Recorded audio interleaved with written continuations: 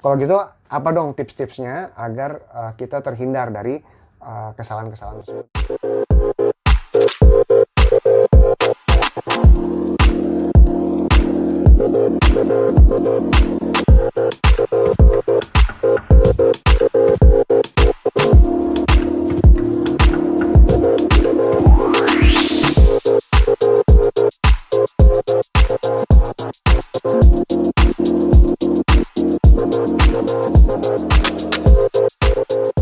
Selamat datang kembali di YouTube channel gue, masih dalam seri Homeownership. Bagi pengunjung pertama, tolong klik like dan subscribe ya. Insya Allah kontennya bermanfaat. Nah, oke. Gue udah bikin berapa belas konten tentang homeownership dan properti. Semuanya tentang tips, tentang strategi, segala macam. Belum pernah kita ngomongin tentang kelemahan dari properti itu sendiri dan kesalahan-kesalahan yang kita sering buat dalam properti. Nah, itulah yang mau gue angkat di episode ini. Kita mulai ya. Jadi gini. Pertama, lo tau kan dalam financial management tuh ada dua macam aset. Aset keras dan aset cair. Nah, properti adalah aset keras. Dan karena dia aset keras, dia tidak dapat menjawab kebutuhan-kebutuhan darurat kita. Gue punya cerita di sini. Banyak sekali bapak-bapak atau teman-teman kita juga yang dia tuh kaya di atas kertas. Maksudnya gimana? Maksudnya gini, si Bapak Fulan punya rumah 2, kemudian tanah juga gitu ya. Total kekayaan dia 9M. Tapi itu tuh di atas kertas, itu nilai kekayaan dia. Oh, rumahnya ini 3M, rumah yang ini 4M, tanah yang di sini 2M gitu. Totalnya 9M. Di atas kertas dia kaya. Tapi secara cash flow, dia nggak punya uang. Nah, suatu hari si Bapak Fulan ini serangan jantung, dibawa ke rumah sakit, harus pasang ring banyak, dan dia mendadak harus bayar 200 juta dalam waktu yang singkat. Kelabakan semua orang kan, karena ya kaya sih, tapi nggak ada cash gitu loh. Akhirnya apa? Akhirnya yang dia harus lakukan adalah dia harus cepat-cepat jual salah satu rumahnya dan akhirnya settle jauh di bawah pasar. Akhirnya untuk mengcover biaya rumah sakit yang 200 juta ini, dia harus ngejual rumahnya hanya 1 miliar padahal nilai rumahnya tuh jauh di atas itu. Kan sayang ya. Cerita ini udah gue sering ulang-ulang di episode-episode gue sebelumnya. Kenapa? Karena ini adalah kesalahan yang paling miris yang kita bisa lakukan. Dan ini terjadi di saat orang tuh sudah mulai tua gitu loh. Makanya adik-adik yang lagi muda nih dengerin ini agar adik-adik ingat ke bawah sampai tua dan ya tidak menjalani kesalahan itu. Oke. Kedua, rumah dan lahan itu tidak dapat memenuhi kebutuhan skala kecil. Gue juga punya cerita yang agak miris nih seperti. Contohnya gini. Dahulu kala ada Haji Fulan. Haji Fulan ini punya tanah di mana-mana. Wow, banyak dan luas. 10.000 meter sini, 10.000 meter sana, 10.000 meter sana. Tapi hanya itu yang dia punya, hanya lahan gitu. Dia nggak punya cash. Suatu hari salah satu anaknya mau nikah. Nah, kebutuhannya tuh hanya 50 juta gitu. Tapi dia nggak punya 50 juta. Yang dia punya adalah tanah puluhan ribu meter persegi gitu, tersebar di mana-mana. Akhirnya yang dia lakukan adalah dia jual tuh satu persatu tanahnya, jual. Jadi untuk keperluan nikah anaknya, dia jual tuh satu kafling gede 500 juta gitu. Untuk keperluan 50 juta gitu kan. Udah nih, satu anak udah selesai. Nah, karena dia nggak pinter megang duitnya, akhirnya kepake habis gitu. By the time anak kedua mau nikah, jual lagi tanah yang sebelah sana. Akhirnya sama lagi, penyakitnya sama lagi. Bayar nikah sedikit aja, sisanya disimpan, dikit kepake habis gitu. Pada akhirnya apa? Nikah habis semuanya. Dan akhirnya ketika beliau di usia senja, nggak banyak yang beliau punya. Oke. Nah,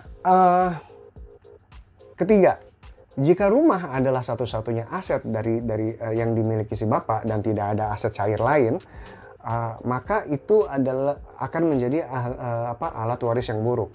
Sangat tidak disarankan bahwa sebuah keluarga hanya memiliki satu rumah sebagai aset dan tidak ada aset lain. Sangat tidak disarankan. Kenapa? Karena gue punya dua cerita untuk ini. Jadi gini, seorang bapak Fulan punya rumah satu, nilainya 4M, dan hanya itulah yang dia punya. Kemudian istrinya masih ada, anaknya 2 laki semua.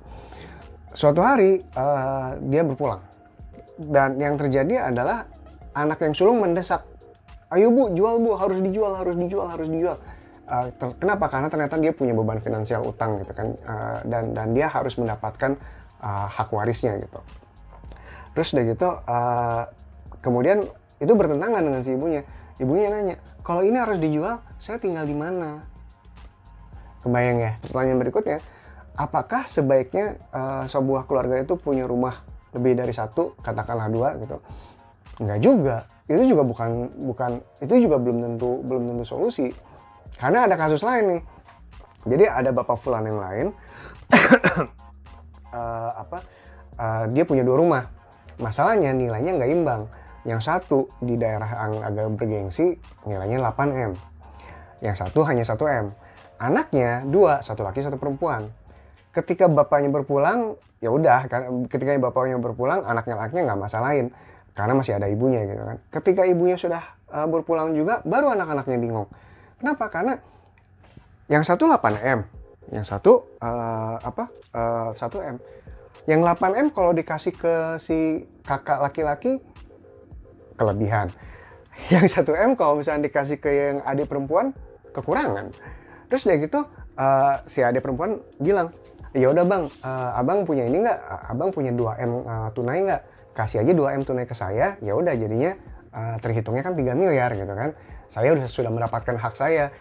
You get to keep the house gitu. You get to keep the big house gitu. Ternyata nggak punya juga si abang laki-lakinya.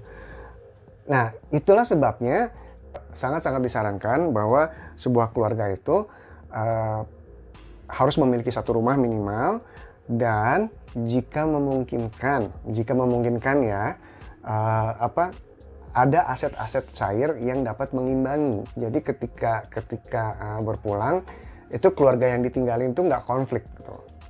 Nggak tiba-tiba anak nyusahin ibunya, nggak tiba-tiba abang sama adik berantem gitu.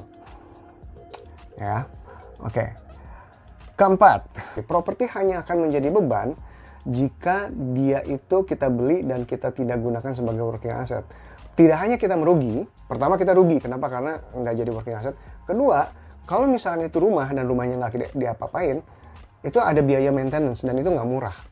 Jika properti itu adalah lahan, misalkan seperti 1.000 meter persegi atau 2.000 meter persegi atau 4.000 meter persegi gitu ya, tonton lagi deh episode lahan sebagai instrumen investasi. Oke. Kita udah bahas kelemahan-kelemahan properti dan kita juga udah dengerin cerita-cerita dari generasi sebelumnya. Kalau gitu, apa dong tips-tipsnya agar kita terhindar dari kesalahan-kesalahan tersebut? Ada beberapa tips. Pertama, minimal punya satu rumah untuk ditinggali, ya. Minimal aja. Lu nggak perlu terjun ke dunia properti untuk mengerti dan paham bahwa memiliki satu rumah itu untuk berkeluarga itu penting ya. Kedua, jika memungkinkan, imbangi nilai dari rumah yang lu miliki itu dengan aset-aset cair yang lain, agar kalau misalnya sampai harus bagi waris itu tidak menimbulkan konflik. Sebagai contohnya gue ulang ya, kalau misalkan si bapaknya punya rumah dan nilainya 3M, seyogianya bapaknya punya aset cair yang nilainya setara atau tidak jauh lah gitu. Oke. Ketiga, harus ada dana darurat, dan dana darurat ini tidak boleh disimpan dalam bentuk properti. Oke. Keempat, keperluan kecil harus disimpan dalam bentuk aset cair juga dan jangan disimpan dalam bentuk properti. Gitu. Itu aja dari gue untuk episode ini. Semoga episode ini ngebuka wawasan teman-teman dan semoga membantu teman-teman mengambil keputusan finansial yang paling tepat ya dalam home ownership atau dalam investasi properti. Oke, sampai ketemu di episode berikutnya. Assalamualaikum warahmatullahi wabarakatuh.